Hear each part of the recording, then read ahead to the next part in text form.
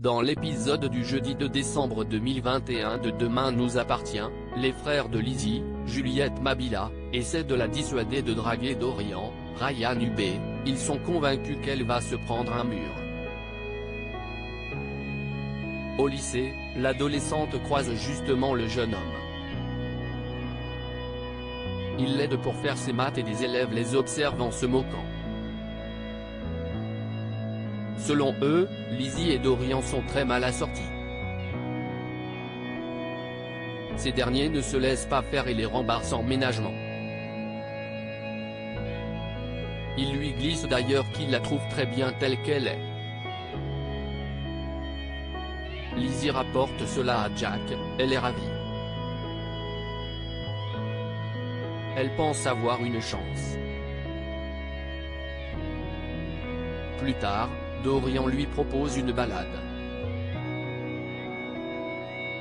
Lizzie ose lui dire qu'elle aime passer du temps avec lui. Dorian est désarçonné lorsqu'elle lui confie qu'il lui plaît. Camille, Elisa et Zedine l'appellent à ce moment-là, il doit s'en aller. Christelle, Ariane Séguillon, Charlie, Clémence Lassala, et Sylvain, Arnaud Henriet, distribuent des invitations à leurs voisins pour leur crémaillère mais ceux-ci sont loin d'être accueillants.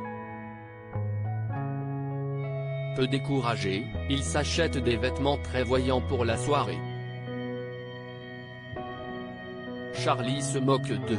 Au moment de la fête, Christelle et Sylvain sont ravis, tous leurs amis sont venus mais pas les voisins. Chacun remarque en tout cas le manque de goût des Moreno. Le couple fait son annonce, il révèle qu'ils sont devenus riches. Tout le monde est très heureux pour eux.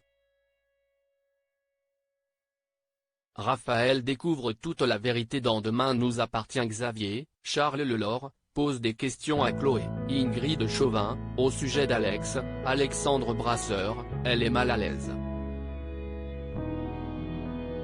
Elle ignore surtout qu'il a entendu la discussion de sa compagne avec Rebecca, Victoria Abril, qui l'accusait d'avoir une liaison avec son ex.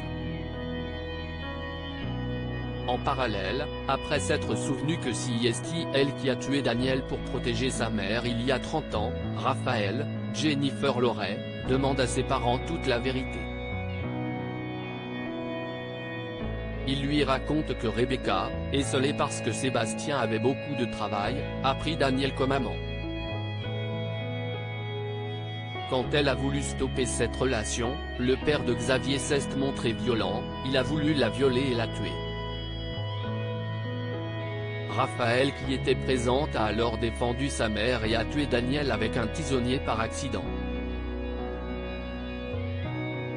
La chanteuse a couché sa fille qui était sous le choc et a appelé Sébastien, Xavier de Luc.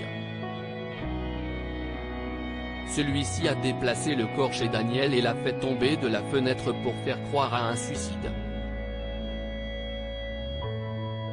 Rebecca est ensuite partie à l'étranger parce qu'un témoin menaçait de tout révéler.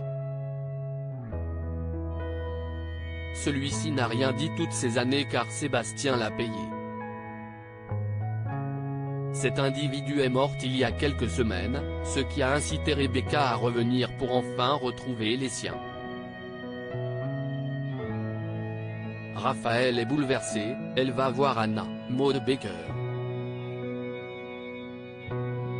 Elles comprennent que ses absences sont liées à toute cette histoire, elle refoulait ses souvenirs.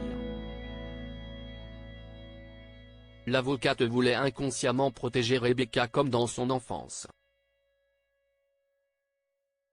De leur côté, Aurore, Julie Desbazac, et Martin, Franck Monsigny, continuent leur enquête et ont des doutes sur Raphaël par rapport à l'accident de Xavier. D'ailleurs, Rebecca redoute que sa fille a des soucis avec la justice, elle veut la faire quitter la ville au plus vite. Raphaël refuse et on sonne à leur porte, il s'agit de Martin qui vient la chercher pour l'interroger au poste. Rebecca est folle d'inquiétude. Elle songe rapidement à une idée pour sortir sa fille de ce mauvais pas. À suivre dans Demain nous appartient.